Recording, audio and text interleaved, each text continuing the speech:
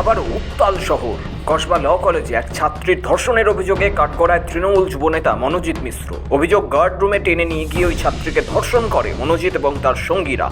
অভিযুক্ত 3 জনের বিরুদ্ধে এফআইআর দায়েরের পর পুলিশ ইতিমধ্যেই তাদের গ্রেফতার করেছে। শুক্রবার গ্রেফতার করা হয়েছে কলেজের নিরাপত্তা রক্ষীকেও।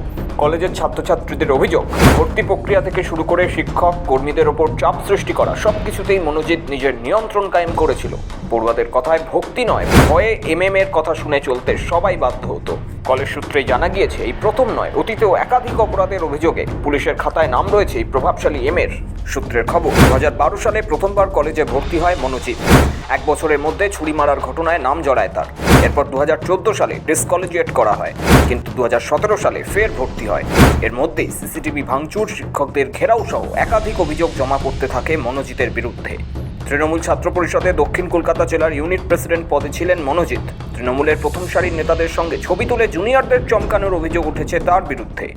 কলেজ এবং ইউনিভার্সিটিগুলো কন্ট্রোল করছে মূলত তৃণমূলের গুন্ডারা, তোলাবাজরা, ধর্ষণকারীরা, এবং এদের প্রত্যেকের বয়স 30 ঊর্ধ্ব, কেউ 50 ঊর্ধ্ব আছে। এদের সবাই বিবাহিত, এদের 2-3টে করে বাচ্চা আছে। এরা এই জায়গাগুলোকে আখড়ায় পরিণত করেছে এবং অধিকাংশ কলেজের গভর্নিং বডির প্রেসিডেন্ট এই ধরনের ভাইপো গ্যাংয়ের লোকেরা। অতএব এই সলিউশন একটাই, মমতা ব্যানার্জিকে সরাতে হবে। যদিও তৃণমূল ছাত্র পরিষদের রাজ্য সভাপতি ত্রিরাঙ্কুর ভট্টাচার্য বলেন, 2019 সালে তাকে দক্ষিণ কলকাতার একটি পদ দেওয়া হয়েছিল। দলের পক্ষে বোঝা সম্ভব ছিল না যে সে পরে এমন করবে। ঘটনার তীব্র নিন্দা করে কঠোর শাস্তি দাবি জানিয়েছেন তৃণমূলের অন্যান্য নেতৃত্ব। তাকে বারংবার বিভিন্ন মিডিয়া এবং বিভিন্ন পক্ষ থেকে বোঝানোর চেষ্টা করছে সে নাকি ওই কলেজে ইউনিট প্রেসিডেন্ট ছিল।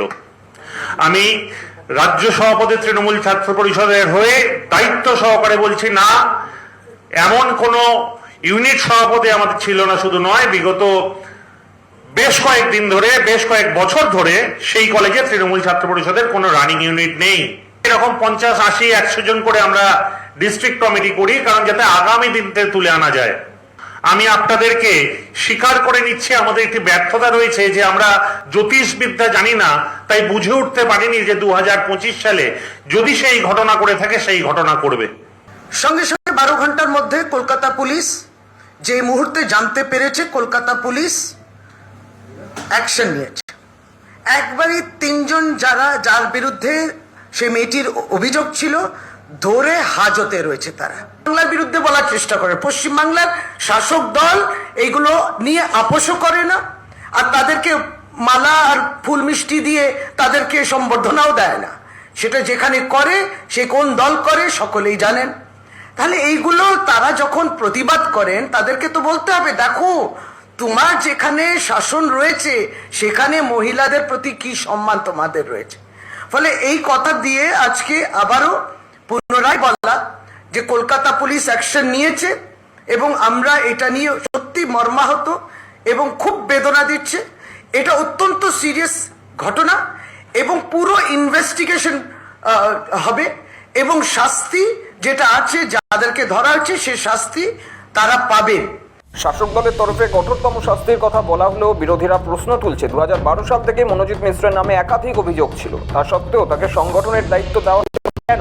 তবে বিতর্ক এখানেই থামেনি। মনোজিতের ফেসবুক প্রোফাইলে দেখা গিয়েছে তিনি আরজিকর মেডিকেল কলেজে ডাক্তারকে ধর্ষণ ও খুনের প্রতিবাদে ফাঁসির দাবি জানিয়েছিলেন। গত বছরের 15ই আগস্ট একটি প্রতিবাদ মিছিলে যোগ দিয়ে ধর্ষণের বিরুদ্ধে সোচ্চার হন মনোজিৎ। শুধু ওই একটি পোস্ট নয়, আরজিকরের ঘটনায় দ্রুত বিচার চেয়ে এবং সিবিআই এর ভূমিকা নিয়েও প্রশ্ন তোলেন তিনি। তবে সেই পোস্টের সঙ্গে তার সাম্প্রতিক কার্যকলাপ যেন অঙ্গুলি নির্দেশ করছে প্রবল দ্বিচারিতা।